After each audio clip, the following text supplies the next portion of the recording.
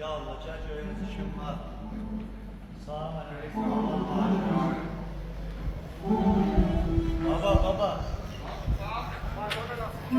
Abi o heç kim yoxdur qardaşım. Ən birinci deməli baba qədəri qardaşımızın toyuna. Xosrov maşdağlı qardaşım gəlir, təklif buyurur. Baba Allah səni xoşbəxt eləsin, toyun olsun, xeyirli keçsin. İnşallah bir gün babanın toyuna yığışaq. Öpürəm səni, baba bizim dəyərli, istedadlı qardaşımızdır. Meyxanadan bərabər məmnunlandı, Allah ürəyini görə versin. Öpürəm baba. Değerli izleyiciler, bildiğiniz gibi Miray balamızı bir neçə aydır ülkəli palit xəstəliyindən müalicə etdiririk. Bağırsağındakı sancılar təbii ki dözülməzdir.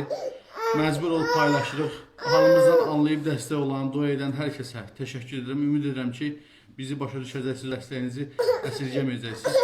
Allah heç kimə bizim kimi çarəsizlik nəsib eləməsin. Kömək olan, olmayan hər kəsə ancaq xoşbəxtlik arzu edirəm. Biz də təbii ki balamızı xilas etmək istəyirik. Ona görə sizdən maksimum şəkildə dəstək olmağı rica edirəm.